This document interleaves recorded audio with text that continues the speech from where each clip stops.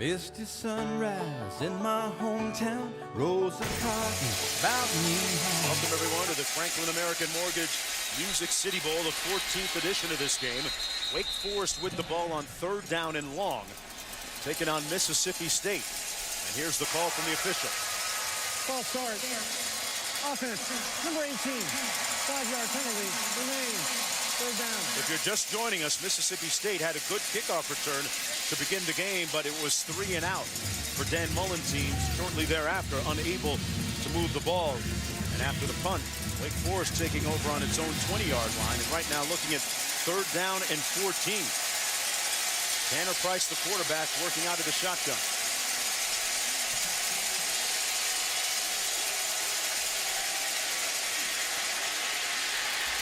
Price, Givens off his hands, and a catchable pass goes awry, and it's 4th down coming up. Good protection by this offensive line. And Givens was able to get open late. He's going to come all the way across the field. Mississippi State playing zone, and they just let him run free. And that's a catch that Givens needs to make, and that's exactly what they're trying to set up with him. Get him lost in the wash and see if you can't sneak him out the backside. They got it that time, but had a drop. That's Wolfick punting from his own 2-yard line, low snap, and he fields it cleanly and gets off a pretty good punt. But it's a line drive back at the 35 to Bumpus. And Bumpus with a 10-yard punt return after the 49-yard punt. Ralph and Ballard, the key cogs offensively for the Bulldog Nation, with another opportunity when we come back to Nashville. And welcome back, everyone, to the Franklin American Mortgage Music City Bowl. HP Field in Nashville. Battle between the ACC and the SEC, the 14th edition of this game. Mississippi State taking on Wake Forest. I'm Mark Jones alongside Ed Cunningham. Samantha Steele down on the field joining us shortly. Ed, when it comes to bowl games, it's often about which team is more motivated.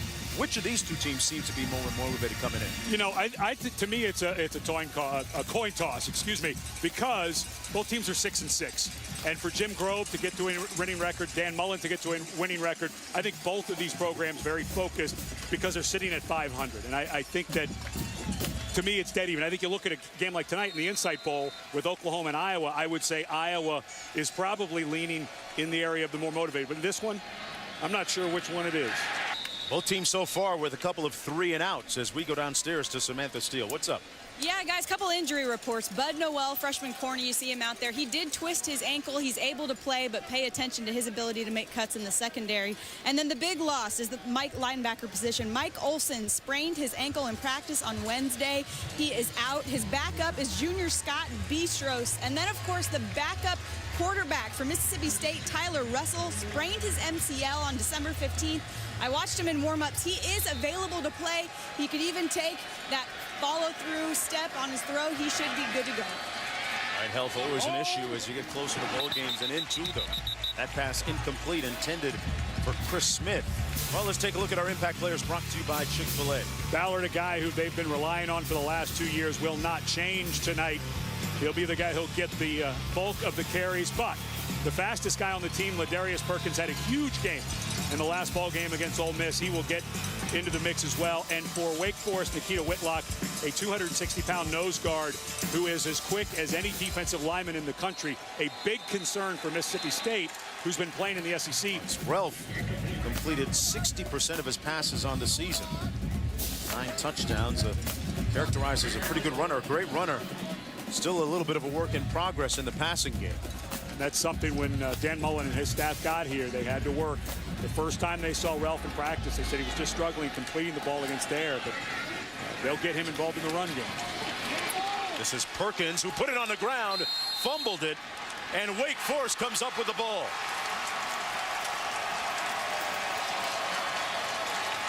Kenny Okoro coming up with the loose ball. And Wake Forest will be working with a pretty short field on 1st and 10.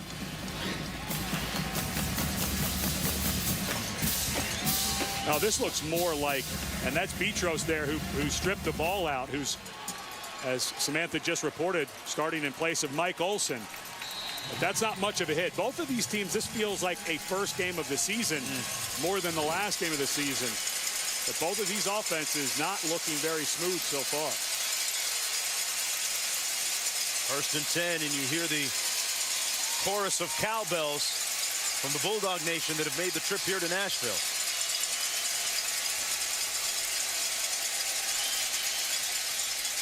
Price on the toss. Pendergrass is going to be brought down right near or maybe a yard behind the line of scrimmage by Matthew Wells. Take a look at our impact players. Brought to you by Chick-fil-A. Orville Reynolds, a young man, the fastest guy Jim Grobe has said they have ever had in their program. Not big numbers because he didn't start playing until late in the year. Chris Givens, of course, we have already seen how much they want to use him. Led the conference with 106 yards receiving. And for Mississippi State, Jonathan Banks, a young man who started his career as a safety, now a lockdown corner, good size at 6'2", can turn and run and make big plays as well. Pass complete to Givens, and Givens swarmed immediately. At about the 36-yard line, Matthew Wells in on another tackle for the Bulldogs. 3rd and long coming up. And so far, Chris Wilson, the defensive coordinator, co-defensive coordinator with Jeff Collins at Mississippi State and their staff, have the Bulldogs ready for the wide receiver screen game. You can see the physical nature of their secondary when they're being blocked by wide receivers. They're fighting off those blocks very well. So good preparation by Wilson and his staff. 3rd and 12.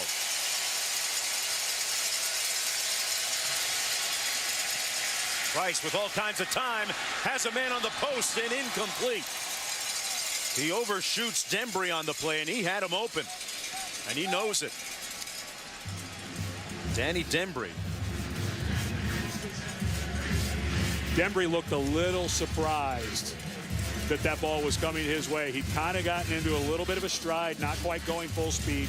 Sometimes on the post, you don't quite run at full speed, so you have another gear to run through the ball, but just came off the gas pedal a little too much, I think was the reason there was an overthrow there by Price. I didn't mind it when they sent out their offense before, but I wouldn't, if I was Mississippi State, I'd be worried about a potential fake here.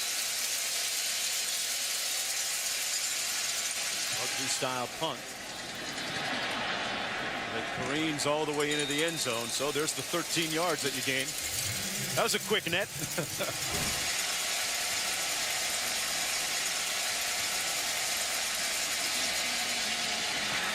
And Ralph running nicely for the first down of the ball game for both teams. An 18-yard gain for Chris Welch. And Ralph at 240 pounds is going to keep that the whole way. And this is an offensive line that had its struggles, had some injuries, graduated 3 guys off of the front last year. They've been bouncing guys around. 15 practices the coaches were hoping would help them out. This is Ballard on the run, and he put it on the ground. Again, another fumble and another recovery by Wake Forest. Nikita Whitlock scoops up this one. So both tailbacks, Ballard and Perkins, have fumbled for Mississippi State. Much to the ire of the coaching staff. It's an outside run, zone read, handed off to Ballard. And an excellent job pulling that ball out. Looked like Justin Jackson. Yeah, it was Justin Jackson. As he was going down, you could see he had his hand in there. And sometimes, even if you have that ball locked away, if you get your hand between the body and the ball, which is what it looked like Jackson had, when you're falling down, he did a nice job of yanking that ball out. Price complete, and a big hit immediately on the play by Broomfield. Nice catch, though. Campanaro able to hang on. And Broomfield, a guy that the coaches talk about. You know, one thing for corners is sometimes they can be lulled to sleep if the offense is not going to their side. But when we were talking to Chris Wilson about his personnel, he said this guy just stays so focused. He never takes a play off. And good break on the ball that time on the short throw to Campanaro. 2nd and 5, Campanaro in motion. Handed off, Pendergrass accelerates over the right side. And a nice run for another first down for Wake Forest. Doug Weaver with a good block on that right side, Ed. This offensive line for Wake Forest is coached by Steve Labotsky, who's also the offensive coordinator. That is great push. There are 2 guys in the middle of this defensive line, Fletcher Cox and Josh Boyd, who have NFL futures. in front of them. And that was excellent push at the point of attack. Campanaro split to the bottom of your screen. Pendergrass again bouncing it outside now and brought down at about the 25-yard line by Fletcher Cox. Ed, we've talked about the size matchup, offense against defense, Mississippi State against Wake. What about the other side? Is there any discernible difference? I think if you had to say who had a if you had to pick the side you think that would dominate, it would be Mississippi State. There, Cox lined up as a defensive end. Great change of direction, runs upfield, comes back. He's looking like, if he comes out, a potential first-rounder in April's draft. Bootleg action. Price throws a dart complete for Campanaro again, just inside the 15-yard line. He was working against Charles Mitchell, and another first down on an 11-yard gain. Campanaro having himself a really nice season. Of course, the big numbers guy is Chris Givens, but coming into this game, Campanaro with 63 catches. Nice throw, accurate. You can see them working a little bit of a high-low there with Givens, and it's good protection by the offensive line that is allowing Price to wait to come to that second option.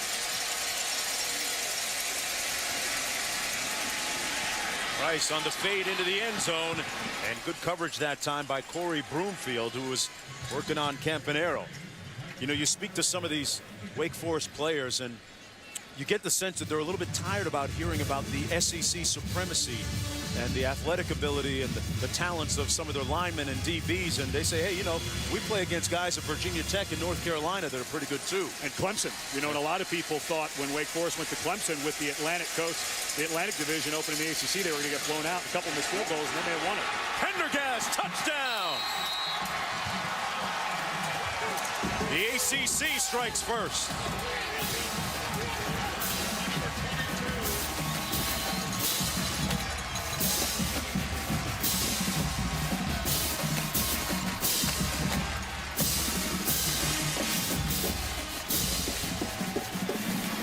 All set up by the fumble by Vick Ballard. And unlike last time, this time, Wake Forest able to capitalize and score on Pendergrass's 9th rushing touchdown of the season, the 17th of his career. And the Demon Deacons leading with 4:24 to go in the first quarter. Right now, the offensive line for Wake Forest. Watch the center, Garrick Williams. He's doing a reach block on the defensive tackle, Dwayne Charrington, and he just completely hooks him and stops the flow to that play. It cuts off the linebacker has to run up and meet the guard, but because the center gets a cutoff block on a defensive tackle who's lined up to the outside, linebacker has too big a hole to fill. Good run, but right now this offensive line winning the battle, and I think again coming into this game. You know, we were talking about Jim Grove coming out of the last commercial. Lean years in the last 2 seasons, 3-9, followed by a 5-7, and then this year a 6-6. But he really feels like, despite the limp to the finish line, losing 4 of their last 6, that they squeezed every bit of ounce of talent out of his players and the staff this year. And you had mentioned down the stretch, they just felt like they were leaking oil all over the place, and that week off, they gave him almost 10 days off after the season. Most people start a bowl practice sometime in that first week just to keep guys in the motion, but he felt like, I have just got to give these guys a break. They're mentally and physically exhausted from this season. The return, Lewis, who had a good return last time. Somebody got a handful of shirt. Didn't know they were still wearing tearaway jerseys. Lewis brought down to the 32. With possession the last couple of times, they fumbled the ball. And Ballard tied up right at the line of scrimmage. That's the bad news. Good news is he hung on to it. Ed, this guy literally got ripped. Does he get his undershirt? Yeah, that's I couldn't see it before, but I thought, you know, is that his undershirt that got yanked? Yeah. The problem is that cotton stretches a lot more than the jersey. If he'd have gotten a hold of the jersey, maybe he would have made the tackle. Here's Ralph. Ralph took a hit, falls forward to the 39, picks up about up for Mississippi State. Haven't been able to throw the ball a whole lot yet. Yeah, maybe a screen, a delayed screen. Perhaps they very good option team. This is an option down and distance, which is one of the things that Jim Grove was very worried about, because of the size mismatch you were talking about. He said, you know, they run that option and they put you on their heels, and let's see what Les Kinning, the offensive coordinator, dials up. They run it, get the first down, and then some. Ballard with scoring intentions. Touchdown, Bulldogs.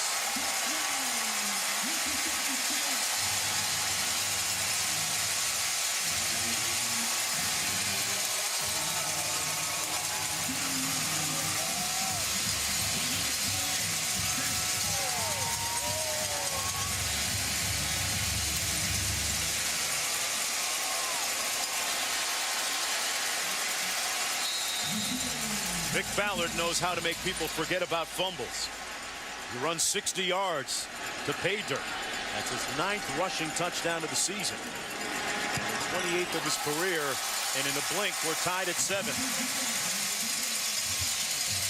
Well, sometimes when you move that defensive front, you move yourself right out of the way. That time, Ehrman came to the inside, and the linebackers got caught up in the wash. No safety home to make the tackle. Well, Vick Ballard had a fumble, which led to a score for Wake Forest, and he atoned for it a moment ago with that 60-yard sprint into the end zone. A guy out of junior college, didn't have a lot of offers, didn't have any offers coming out of high school, and was recruited by Mississippi State. Mick Henning, the offensive coordinator, recruited him, and you know, sometimes there are players at junior colleges that have some kind of legacy, positive, negative, or otherwise, and they wondered what his story was. Well, he didn't have one. He's proven to be a productive player. On the kickoff, good coverage by the Bulldogs.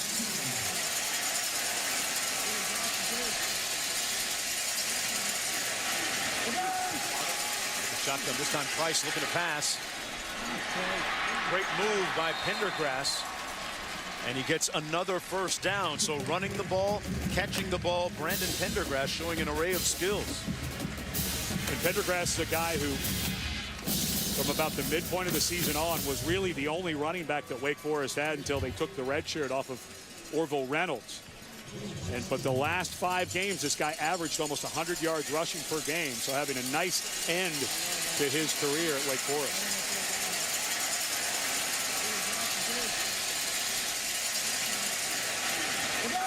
On the reverse, this is Gibbons.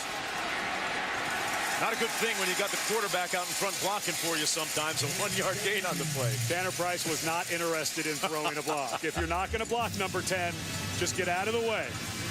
Gibbons was kind of waiting for him. And it was a tough read because the receivers were doing a pretty good job over there, but Price has just got to go. Not quite sure what to do. How would you grade him out on that block? That's a minus. A minus? Yeah, that's a minus. Grades are given out. Plus or minus. That's a minus. 2nd and 10.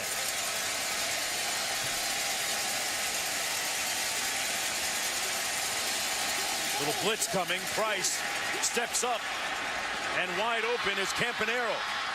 And another first down at the 33-yard line. So with the heat coming, they pick up 18. And Tanner Price has been a monument of poise in that pocket. Pretty good job on blitz pickup. As that blitz came through, it looked like Brandon Wilson was going to run through, and Tanner Price does a really good job of stepping up. You know, a lot of young quarterbacks, when there's pressure, they like to bounce outside, but a lot of times the money is to be made stepping up into the pocket, and Price did a good job. Campanaro left completely free. Again, because of the extra time, the secondary struggling a little bit. Pendergrass on the handoff, tries to get to the edge. Got a good block from Gibbons and is brought down at about the 25-yard line. You know, I go back to earlier in the season when we were getting ready, as Pendergrass needs to come out of the game. You can't blame him. He's doing everything. But we watched this defense against South Carolina on film. This is not the same group I saw at midseason for Mississippi State. Right now, the Demon Deacons moving the ball pretty well. And a couple of turnovers have cost the Bulldogs. Back with more in the 2nd quarter after this. Under the lights at LP Field. It's the 14th edition of the Franklin American Mortgage Music City Bowl, tied at 7. Here at the start of the 2nd quarter, Mark Jones alongside Ed Cunningham, Samantha Steele down on the field. Orville Reynolds now in the backfield for Wake Forest, looking at 2nd down and 2. And he gets the handoff and a lot more. Inside the 20, has the first down. And Reynolds is one of the fastest guys in the backfield for Wake Forest. He picks up 6. And as he was going through that line of scrimmage, it looked like he might pop it.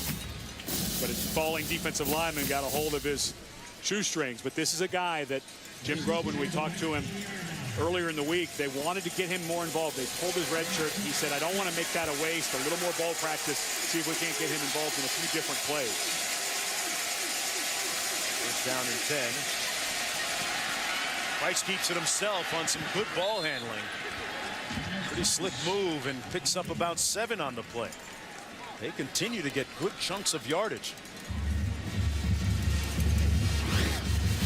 And nobody home off the play fake. You're not expecting Price. Not much of a runner, more of the thrower. Last year when they had Ted Stakaitis starting, it was more of a quarterback run offense. But when Price came in, they had to retool a little bit, more of a passer than a runner, but a good ball fake nonetheless. Hangs it off to Pendergrass, and he won't be able to turn the corner at all. Pushed out of bounds at about the 15. Deontay Skinner was there. And back to Price. He's played in so many different offenses, this time handing it off. And there is Skinner again. Again, the coach is pointing out, just a sophomore. Couple of extra bowl practices. He's got good instincts. He can take on the run like you saw there. He has the ability to go out and cover in the pass. I think he has a very bright future. That was really nice technique with his hands. He used his hands so that the blocker couldn't get a hold of him as he was trying to turn him back inside. 3rd and 6. Price with plenty of time. Steps up and is brought down this time at the 16-yard line. There he is, Fletcher Cox. A big variable in the equation again. A loss of 1 on the play, and it's 4th down coming up. And now you would think, by conventional wisdom, that the place kicker would come in. Jimmy Newman. And this was all about the coverage down the field. Pretty good protection. Cox had to come off his block as Price ran forward. But that was just a nice job by the secondary. Of course, with that, the end zone right there, you don't have as much vertical stretch. So they did a good job of filling the space. This one from 33 yards out. Jimmy Newman has it blocked. It got swallowed by Fletcher Cox. And the Bulldogs roar.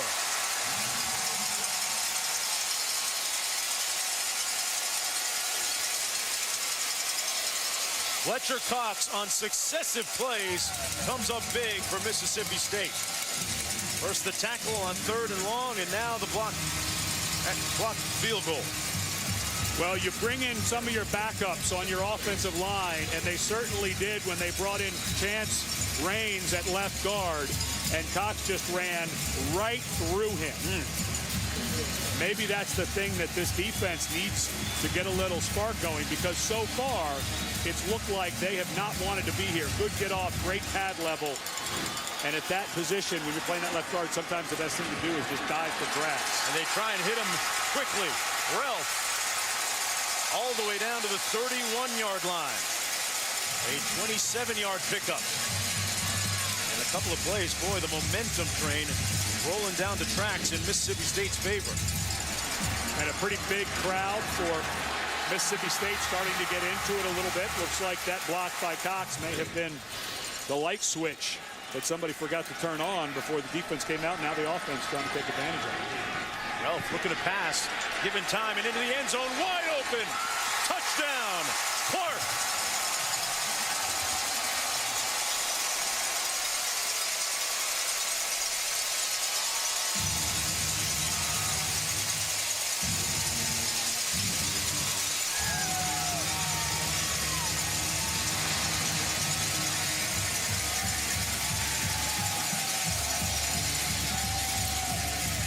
Arcito Clark leads the team with 404 receiving yards coming in, and right there notches his 4th touchdown catch of the season. And in 4 plays, starting with the 3rd down tackle, the blocked field goal, and the extra point, no good. But in 4 plays, they put 6 points on the board. Well, defensively, Mississippi State looked like they were sleepwalking through the first half of this game, and Fletcher Cox, a potential first-round pick, blows up the field goal, and this leads to an easy touchdown to Clark.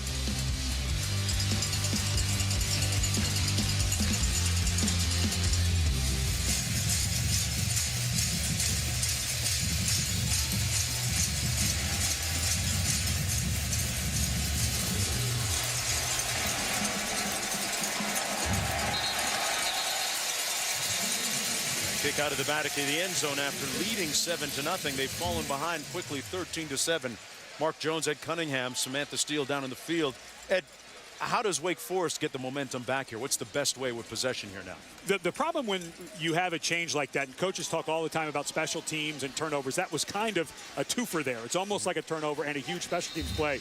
The problem you have, the reason when that momentum changes is you feel like you're behind more than you are. You feel like you've been playing great. All of a sudden you're down 13-7. So keep it exactly the way it's been. They've had the run game going.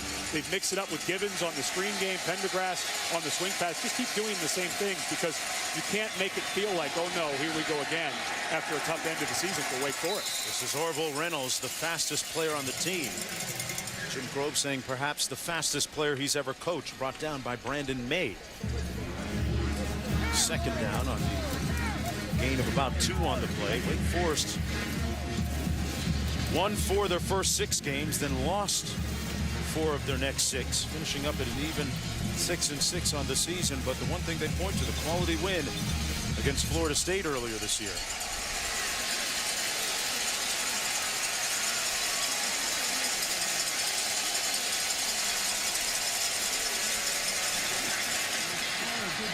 Pass complete this time to Danny Dembry. Pick up a 4 on the play. Dembry started as the ex-receiver this year.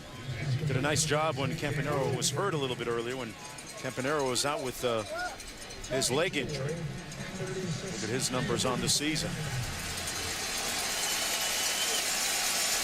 Look for some type of misdirection. Mississippi State seeming to get into a little bit more of a groove defensively. Just 3 down linemen, they like to bring pressure out of this look.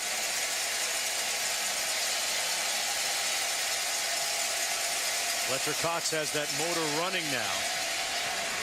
Up top. And incomplete, intended for Givens. Kind of threw it out of bounds, actually. Banks on the coverage. Yeah, one of the things with a young quarterback, only a sophomore, and we saw it earlier on a fade, you just can't into the end zone. You can't throw the ball out of bounds unless you're throwing it away. It's like a punt that comes up short. Those never go in. You've got to keep that ball in play. You've got one of the fastest, most explosive players in the ACC running a go route. You've got to give him a chance to make a play on the ball. Alex Wolfeck with his 4th punt of the night, standing at his own 21-yard line. Chad Bumpus standing at his own 25 from Mississippi State. Wolfeck gets off a great spiral all the way back to the 15. Bumpus still on his feet. What a move. And run out of bounds at the 29-yard line, a 49-yard punt. 14 on the return. Justin on the tackle. Us back on the other side. Mississippi State leading 13-7 with 10:32 to go in the first half. Let's go downstairs to Samantha. Guys, you've been talking about nose guard Nikita Whitlock all day and how impressive it is what he's been able to do despite his size.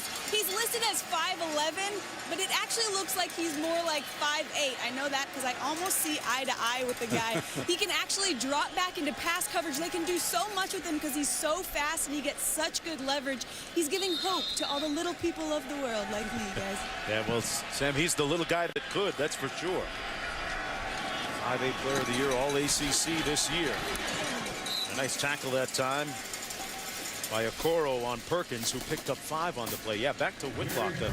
Interesting story. Key player up front for them and wants to be a Navy SEAL. If he's not playing football at the next level.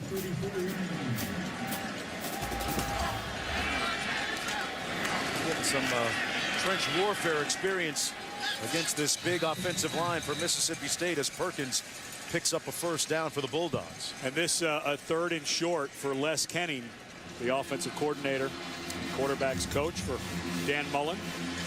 Pardon me, picked up the 1st down. It looked at me like it was just a touch short. I was going to say this is a chance where maybe you fake the run last year in the bowl game against Michigan, which was a blowout for Mississippi State. They were able to take some shots because the run game got going, and that was what Kenning was hoping they could get going today. Elf is going to keep it. And it's a good decision. Down to the 38-yard line. A 13-yard gain, and they are finding some gaps in that front of Wake Forest. That's the battle that Kenning and his offensive staff were worried about is how they were going to take care of the movement of Nikita Whitlock. That time he went towards the play, but a nice job by Day and the right guard Salisbury to push him out of the way. Nice move by Perkins, but he spun back into a couple of tacklers. One of them, Noel. And Noel, a young man who came in and from day one as a true freshman, took over one of the cornerback spots, led the country in passes defended this year, which is pass breakups plus interceptions. Had 20 of them, was defensive rookie of the year in the ACC. Said just one of those calm guys who got it from day one. Pass complete to Clark. Arcito Clark, who had the touchdown reception on the last drive. Close to a first down. Well, Mississippi State starting to get into a little bit of groove offensively. This is a very nice throw by Ralph. Good time, good accuracy. It does seem like Mississippi State now starting to get into a little bit of a flow that they didn't have in the first quarter. 8-yard gain on the play. 7.5 to go in the first half. Bulldogs leading by 6. Ralph tosses it to Ballard. And Ballard picks up a first down to the 20-yard line, tackled by Josh Bush, a 10-yard gain. Ralph just a little bit slow getting up. The pitch was forced by Kyle Wilbur. Watch 97, gets a good shot into the midsection. And Ralph was a little slow getting up. Remember, Tyler Russell with that MCL sprain in his left knee. They don't want to play him if they don't have to. And if he doesn't go, we'll be seeing a lot of the Wildcat with Bumpus. Ralph runs it. This next play looked to be all right that time. Brought it down at the 18-yard line. Tackled by Kyle Wilbur. As a senior, I don't think you're coming off the field unless you're really hurt. What do you remember about playing in your last bowl game, Ed? I remember winning a national championship in the Rose Bowl. I couldn't have drawn it up any better. With the 4 bowls when I was in college, the last 2 were Rose Bowls. Just a great experience. Chad Bumpus now in for the aforementioned Wildcat formation. Keeps it. Picks up about 2. Chad Bumpus, a dynamic receiver, and they'll move him around and use him in that formation. Ralph comes back in. Give him a little bit of a breather. 3rd down and 6. What do you think here, Ed? 11th play of the drive. Ralph's been running awfully well. They've been gaining yardage when he has the ball in his hand. So I think maybe a read option here. Read that backside defensive end and maybe keep it.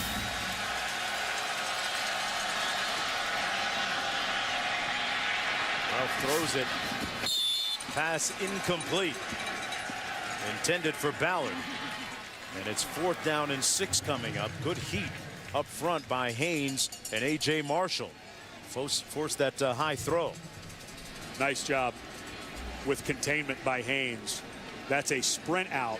It's not a bootleg. It's where the quarterback goes with the motion of the offensive line and the play fake. And Haynes, as you mentioned, nice job keeping contained. There's nothing there for Ralph to do. He had to throw it before he wanted to. Derek DePasquale into attempt a field goal from 33 yards away. He's 11 of 17 on the season.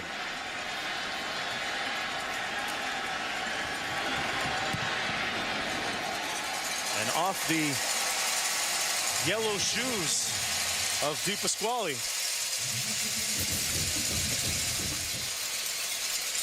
And Cox, the guy that helped turn the half around for Mississippi State. Let's go down to Sam. Coach showed some confidence in your passing game right there. What went into that decision? Well, we're looking at I was worried we'd have a shot for 2 plays, and we did. You know, we would have 1 second if we didn't get it to try the field goal right there. But 3 turnovers in the first half. That's really bad football, and we got a lot of cleanup here at halftime. How do you assess your line play? Obviously a battle up front. You know, I mean, we're inconsistent. We're giving them too much pressure in the pass game right there. Little inconsistent blocking, but, you know, to go in with a halftime lead is good. We get the ball here to start the second half. Or, I'm sorry, we got kicked there to start the second half, but we got to go play defense. I'm just disappointed. 3 turnovers in the half is, you know, we're -3 in turnover ratio right now. You're not going to win many games doing that. Coach, you're still in the first half, and you're already losing your voice. You going to be all right? Yeah, you know, we haven't played in a while right now, so it's still getting used to game mode, the voice right now. I'll let you get in there. Thanks, Coach. Thank you. Guys. Coach Mullen trying to get his voice back in and up to game speed. Couple of fumbles and an interception, but Mississippi State with the lead. Let's head back to the studio for the H&R Block Studio halftime report with Reese Davis, whose voice is always at full speed. And welcome back, everyone, to Nashville and the Franklin American Mortgage Music City Bowl, the 14th edition, featuring Mississippi State against Wake Forest, the first meeting all time between these two teams, the Bulldog Nation leading by 9. Mark Jones along with Ed Cunningham. Samantha Steele down in the field. She'll be joining us in just a few moments. Well, Dan Mullen, the head coach of Mississippi State, said it's a small senior class that he has, but the young guys have stepped up and made big plays throughout the years. But in the first half of this game, Ed, it's been the seniors that have made the big plays for them.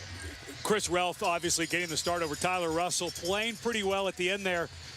Worried a little bit about the time management, but they got down and had a shot. But it's really been the first half was good and bad for Mississippi State. We'll start with the good, the 16 unanswered points. Chris Relf, of course, with the 57 rush yards, got going a little bit. But the bad, of course, the 3 turnovers, 0 touchdowns in the red zone, and that missed extra point.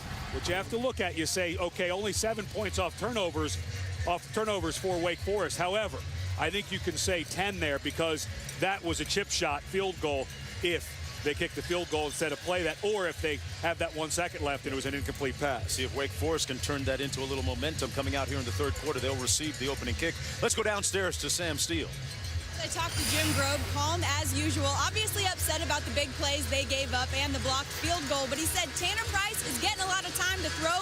He's happy with the protection that's there because of the offensive line. He said the big issue is they need to take advantage of the coverages they're seeing. He said we're getting the coverage that we want. We just got to have some patience and get the ball to our receivers. Well, the offensive line has played very well. I think it started to change a little bit there in the second quarter. But Mississippi State, defensively, they play back. They don't want balls going over their head. So working the underneath, you've seen Givens on those drags. And I would expect that we're going to see the same thing. If they're getting the coverage they expected, and that's the routes they had drawn up coming into the game, don't need much change for Wake Forest offensively.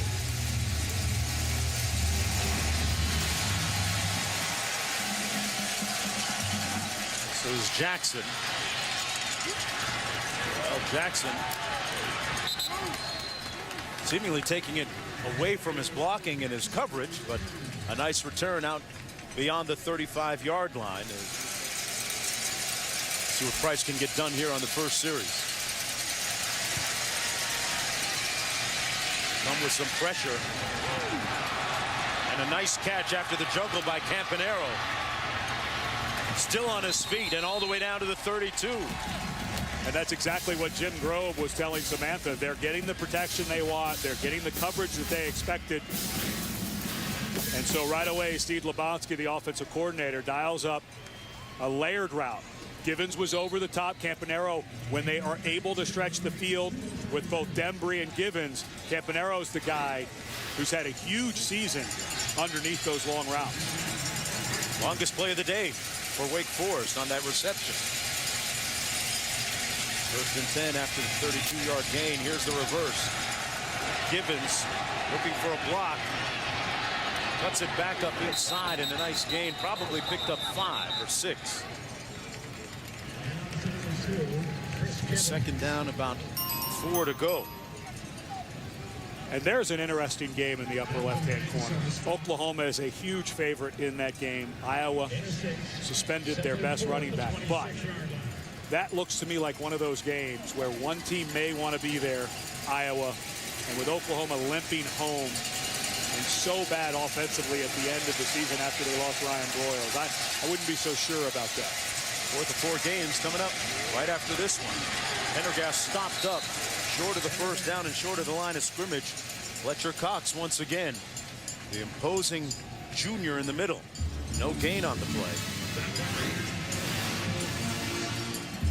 Led the team with 4 sacks this year. A 3-man line, 94 lined up on the tight end. Number 80, Andrew Parker. That's going to be a mismatch every single time.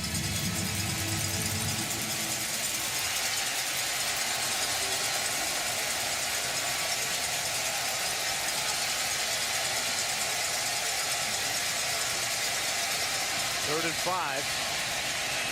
Price, and that's a face mask. Lennon all over the field. 4 flags. Josh Boyd made the tackle, and, you know, they may have had him sacked regardless. Smash. Defense, number 97. Half the distance to the goal line. Automatic. First down. That's the big one. Yeah, a huge, huge penalty. It would have been 4th and about 6. Or even, no, sorry, it'd have been about 4th and 9 had this been a sack and not a penalty. And now inside the 15-yard line with a 1st and 10. You take a shot here on first down to Givens? Why not? Looks like you had solo coverage down here. Price under some heat. Wanted to pass it, but sacked back at the 14 by Sean Ferguson, the senior out of Miami, Florida, 3-year starter. Ferguson just absolutely blowing up the right guard, number 75, Michael Hogue. And if Ferguson doesn't get there, Givens was running free on that shallow crossing route that we've seen, but Ferguson, good physical play there by the senior. 2nd and 11.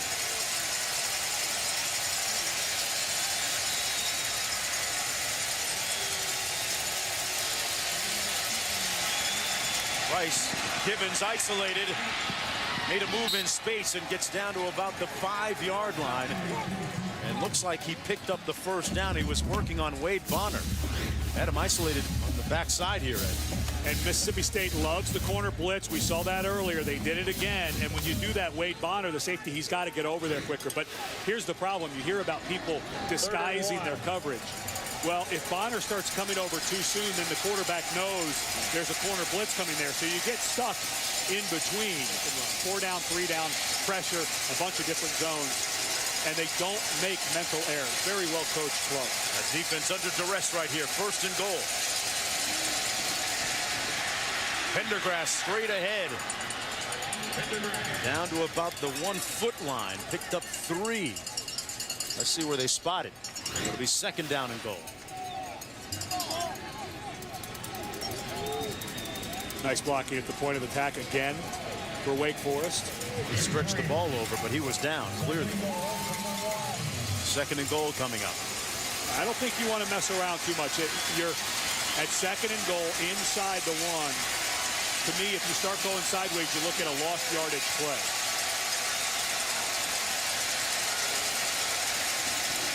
Rice hands it off to the fullback, and it's a touchdown. Bohannon.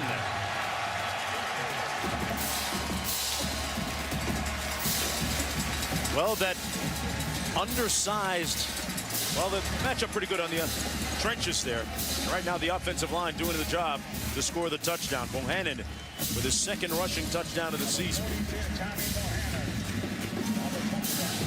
Pretty impressive opening drive that time of the 3rd quarter for Wake. That opening throw by Tanner Price was exactly what Jim Grobe sounded like when he was talking at halftime to Samantha what he wanted to do, and that got them going. The extra point good. Remember, Mississippi State missed an extra point. It'd be a 3-point game. 7 plays, 64 yards. They rolled up their sleeves and said, hey, you can play in the SEC, but we can too in the ACC. Found themselves a pretty good coach. James Franklin. Wake Forest knows all about the Goodyear. Yeah, they got clobbered by the Commodores in the last meeting of the regular season. Lewis on the return. This time brought down at about the 27-yard line.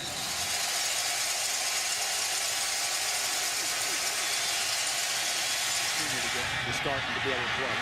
Well, threw an interception the last time he touched the ball. This time he's brought down at about the 32. Might have gained a yard on the play.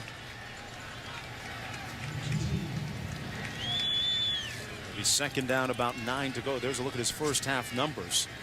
Not spectacular, not flashy, but 7-11 efficient, right? And you remember talking to the coaches how far he had to come. Those efficient numbers are exactly what this offense is built for. Ballard on the move. And Ballard into Wake Forest territory and a first down at the 46-yard line.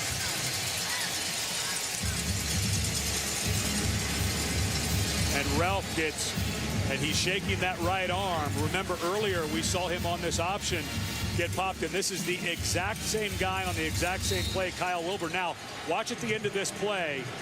The fans wanted a horse collar. Now, that is not a horse collar. When Kyle Corals comes in, you can grab it as long as you don't yank the player down immediately in the action of the play. It's not a horse collar.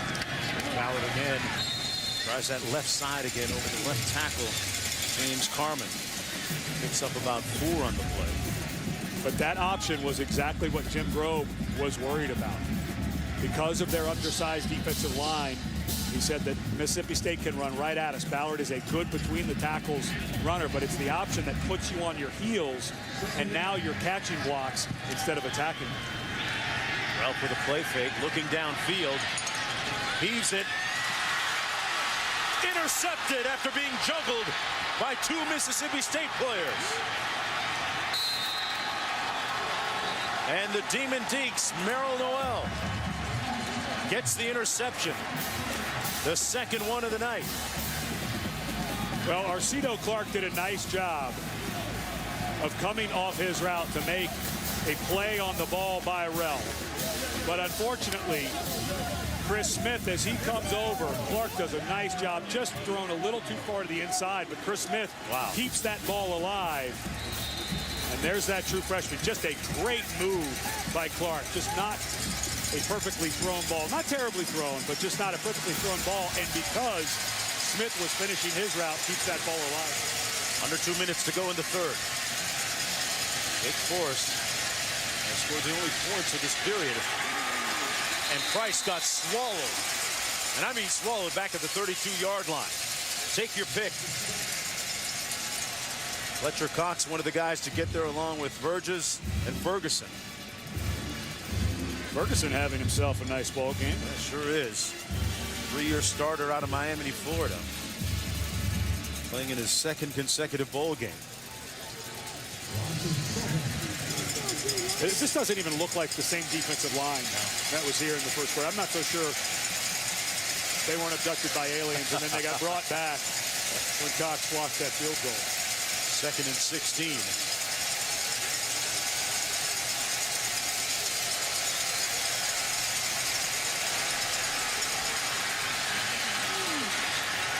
Price completes it to Campanero. Campanero is tackled and a flag in the area. Brought down at about the 37. Let's see what this flag is about. They're going to say there was a face mask? Personal foul. Face mask. Defense. Number 22. 15-yard penalty. Automatic. Matthew Wells got just enough. Yeah, more than enough if it's 15. Yeah, second huge face mask penalty. This would have been 3rd and a long way. And it's the headgear. You know, it's right on the line. They got rid of the 5-yard incidental face mask. Yeah. Again, right on the line, but when that helmet turns, the officials are going to call it. So right on the line, it's a safety issue. Officials are taught err on the side of safety. So when Camanero's head turns slightly, they threw the flag. First and 10, they go straight ahead with Brandon Pendergrass. Not saying I agree with it 100%, but that's why the flag was thrown. I don't think Dan Mullen agreed with that call. I'm right on the fence with this one. It's a huge penalty. The only reason I would say maybe you keep it in your pocket is you're looking at 3rd and long for Wake Forest. Defense has done what they're supposed to do, and that looks like incidental. But again, the head just turned slightly, and officials are it's drilled in their head to err on the side of player safety. Flag down. Price throws it into the ground in the vicinity of Pendergrass. And there you saw the athleticism. That's against Wake Forest. Fletcher Cox.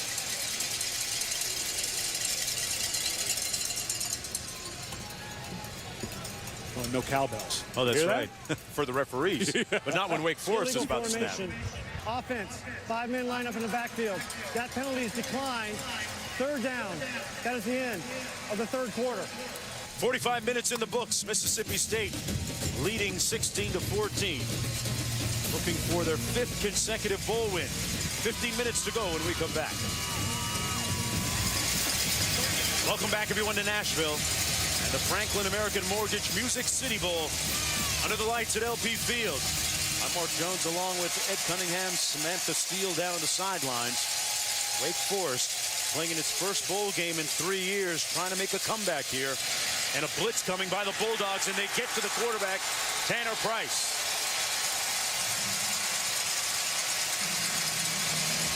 Fourth down coming up, they'll punt.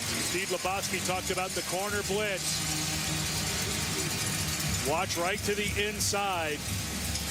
Bloomfield comes, and just his quickness is just absolutely too much for the right tackle, Dennis Godfrey. If you can get a guy that small, you just have, against a man that big, you've got to make sure, and that's coaching. Don't run right into that guy. Make a quick move. What an excellent call by Chris Wilson, the defensive coordinator, and great execution by Bloomfield. Wolfeck with a line drive that bounces at the 24. Bumpus fields it. He called for a fair catch, and that's why the official blew it dead. Mississippi State by a pair with possession. And let's take a look at the last play on the punt return. Bumpus, what did he do here? We got a clarification. Well, the fair catch signal is a hand above the shoulder that waves at least once. That clearly was not the case here. Now, the net result, I don't think makes much of a difference. There was 3 Wake Forest players standing right there after Bumpus caught the ball. So I'm not sure that even if you would have let that play go, how much more yardage he would have gained. Chris Smith on the reception picks up 6 on the play. Coming up next, the 4th of 4. Iowa against Oklahoma in the Inside Bowl. Coming up next right here at the conclusion of this one between Mississippi State and Wake Forest. Mississippi State looking for its 5th consecutive bowl win.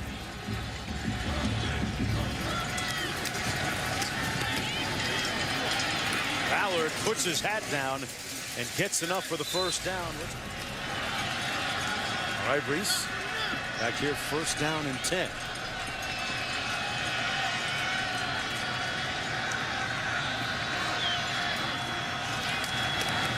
The low snap. Well, feels it well, hands it off to Ballard. Good move. Vick Ballard. Put in the Jets. Touchdown.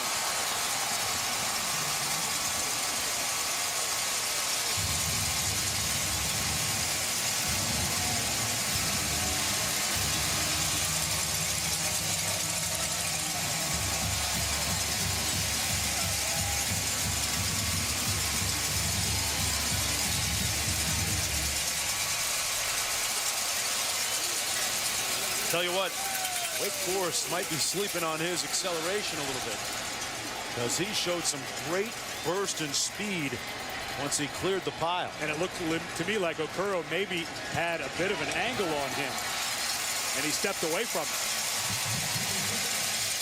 Ballard with another long run.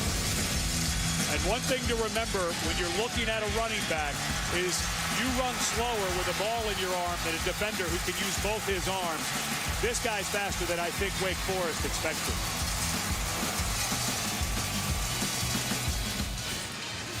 Mississippi State now leading by 9 points. Vick Ballard tells anyone who's willing to listen, once I snap that head back in open field, it's over. Well, watch Ballard when he gets into the open. And the backside corner, 𝐒𝐭 right here, he's got the angle. He's ahead of the runner, and I think he misjudges the speed of Ballard. You could see right there, Ballard kicked it in, and even at the end here, he's stepping away from number 6. And Todd McShay, one of our draft analysts, has him projected as a 4th rounder. And here's a guy who nobody wanted out of high school. Nobody except Troy and Mississippi State wanted out of junior college. And I think when NFL scouts put in the tape and they see plays like that about the speed on the field, not necessarily on the clock, I think his stock may go up even a little bit more. Here's Harris on the kickoff return for Wake Forest. And what does it say, Ed, about the player development component at Mississippi State to take a player that nobody was willing to offer a scholarship, and now he's looking at making some dollars at the next level? And you know, it's funny talking about that development. When Les Kenning went to Dan Mullen and said, hey, I want to recruit this guy, he said, well, who else is recruiting him? He said, Troy. He said, okay, Troy's a good program, but nobody else in the SEC wants him. And he said, no. He said, well, why do we want him? Well, his coach said he's a hard worker and he's a good guy to have around. And they literally recruited him as a stopgap. And all the guy has done is worked harder and harder. And because of the program Dan Mullen running and the offense they run, he's made himself into a draftable NFL player. Worked out pretty well for him. That pass complete to Andrew Parker, the tight end. And here's the other thing that's going to help this young man. Because of his attitude and how he works, if you're a third, fourth, fifth rounder, you have to play special teams.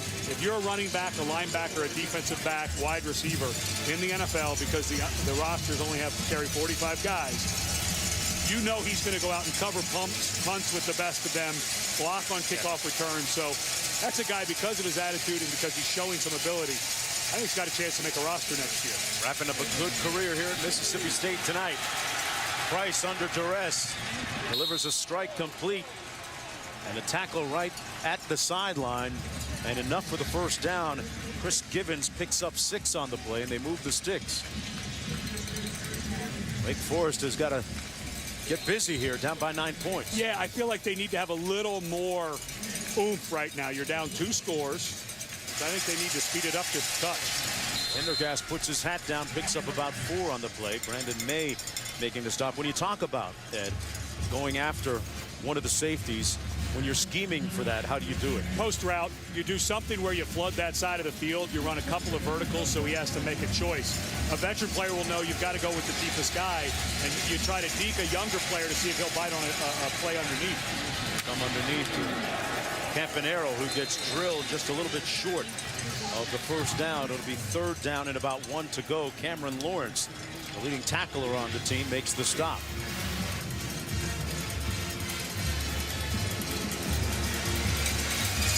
He took a lift.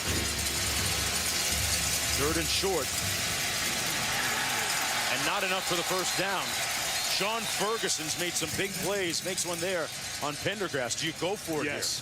I think if you punt this away, I doubt you're going to get help from Mississippi State throwing the ball again if they get it back. Pretty good effort by Pendergast, but there's just, you don't have a choice here if you Wake Forest. You have to go for it. And I don't think you mess around. Pendergast straight ahead. I don't think you'd want to be in the shotgun here. I feel like this is a straight ahead run. 4th and 1. A defining point of the game. They get the first down and then some. Pendergast out to the 46-yard line. A 9-yard gain, and they hold on to the ball as we approach 5 minutes to go. They need a couple of scores. Joe Looney, the left guard, nice job on a pull. Doesn't need to get much of a block. Linebacker falling down, but got to the edge. Looks like Price was trying to go up top. Instead is forced to throw it out of bounds. He got outside of the pocket. Nobody close that time, but good pressure once again by Ferguson. He had company in Josh Boyd. Well, and this was trying to go after the safety, Hughes, and he didn't bite on it. It was a fake screen, and they were trying to get Dembry by him. Excellent job by the freshman. That was Labotsky trying to go after the young guy, and he was having none of it. Pass complete. First down into Mississippi State territory to Pendergast. Picks up 7 on the play. They continue to move the chains. Well, you'd expect that Jay Hughes, the safety who had to come in, knows what he's doing. You know who coaches him? His dad. I'm sure he's listening. That was great technique there, because they were going after it. Little receiver screen, looking for a flag. And Givens protesting with the official. Damian Anderson breaks it up. It's not pass interference if the ball is thrown behind the line of scrimmage. The defender is allowed, well, you could have maybe called defensive holding, but because the ball's thrown behind the line of scrimmage, there is no pass interference. Looking at a 4th down again.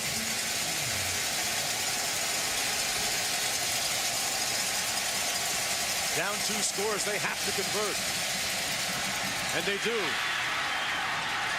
To the clutch receiver, Campanaro. All the way down to the 20. He was working against Broomfield. A 26-yard pickup and a huge first down. If you can get protection, it is almost impossible to cover those long crossing routes. It's just too far for a guy to chase a wide receiver. Price. Oh, his receiver slipped out there. Givens would have made the catch and lost his footing. Now here's where Wake Forest and Gibbons gets up a little gimpy. But here is where Wake Forest doesn't want to waste too much time. You're down 9, so you need a touchdown and a field goal. I know it's only 2nd and 10, but you've got to start thinking about that 4:16 left on the clock. Don't waste too much time, and it's not a loss to send out your field goal unit because you need the 3 anyway. Nice underneath again. Gibbons holds on this time. It's brought down right around the line of scrimmage by Jonathan Banks. Sets up a 3rd down and long. Really impressed with Banks, but I think Gibbons hurt himself when he slipped and fell on that last one. What a huge loss this will be. He's holding his, or favoring his left leg. Here's how it happened on the previous play. Looked like he slipped coming out of his cut, Ed.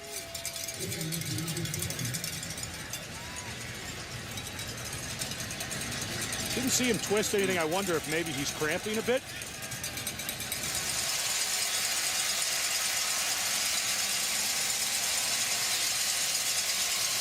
And Chris Ralph was thinking in his head, we need more cowbell. They're supposed to be keeping it quiet now, right? 3rd and 10. Price under heat. And he fumbled it, but was he down? They're going to whistle him down first. They're going to say that his knee touched and that he was down, but Brandon May, the Clemson transfer, made a great move off the edge. And it was the noise that got it. Watch the left tackle just a little bit late out of his stance. And Brandon May had gotten a jump on the snap. And there's those cowbells.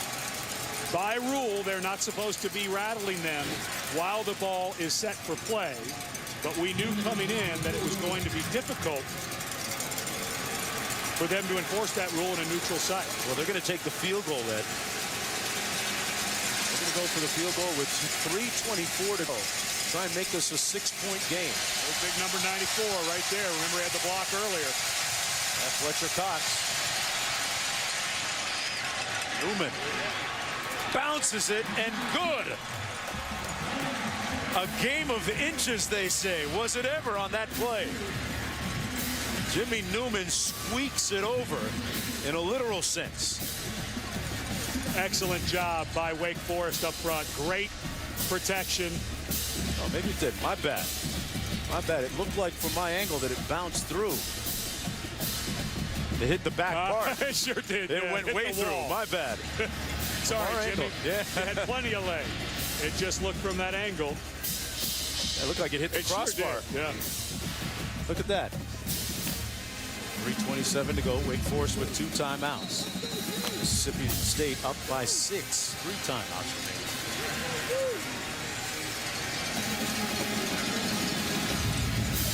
Boy, that's an awful lot of space in the middle there to do like a dribble kick or an onside. Squib it down. Recovered by the Bulldogs. That's Perkins. Ralph hands it off on 1st down. Not much space for Perkins. Maybe got a yard on the play. Hey, folks, just a reminder, for more coverage at the end of this game, log on to ESPN 3 for the trophy presentation here in Nashville, Tennessee at the Franklin American Mortgage Music City Bowl. Time out on the field, and this time want to acknowledge our producer, Kim Belton, who was unable to join us tonight. At home, taking care of family. So right now, Dan Mullen's team trying to write a perfect ending to this song. No passes. If I am Mississippi State, I'm making Wake use that last timeout. Well, they keep it on the ground, and Ballard passively goes down. Well, you're giving it back to them maybe a little too early here? Well, 3rd and long coming up. I don't think Mississippi State should or will throw it here, but you have everyone. There are 9 guys around the line of scrimmage right now for Wake Forest. They hand it off to Ballard, and he's brought down after a gain of about 2. So with 3:04 to go, the clock still running. Wake Forest out of timeouts, down by 1 score. And remember, Wake Forest came after a punt and almost got it in the 3rd quarter. Did you take a gamble and maybe go for it here, or? You just try and set up a return. Mississippi State was only able to burn 1:01 on that last drive. Here's the punt. Campanaro calls for the fair catch, and a great punt back at the 27, 45 yards. Nothing on the return. Let's go back. All right, Reese, back here. You know, for every young quarterback, there's always a defining point, a tipping point in their careers, and this might be it tonight for the sophomore Tanner Price, a true sophomore, still on the learning curve, but ascending it with a completion there. Out to the 31-yard line to number 80, Andrew Parker. And Wake Forest has to go. They had to use the timeouts to stop Mississippi State. The clock while Mississippi State had the ball offensively. Only a touchdown will do for Wake Forest. Incomplete through the hands of Davis, who should have caught that. And I'm not sure that that's not a good thing that he dropped that. I'm not sure if he gets beyond the sticks and the clock would have continued to burn. Stops the clock with 1:51 to go. Mississippi State right now doing a great job of not letting anybody run over the top. So Price having to look underneath. I think they need to start looking at the sideline. They come with a blitz, and he overshoots him again. Davis didn't really have much chance. And right now, you're looking at a quarterback that might be a little bit rattled. He is, and I think Chris Wilson is going to dial up a blitz. So maybe a screen here. As crazy as that sounds, I think you're going to see pressure. Fourth down.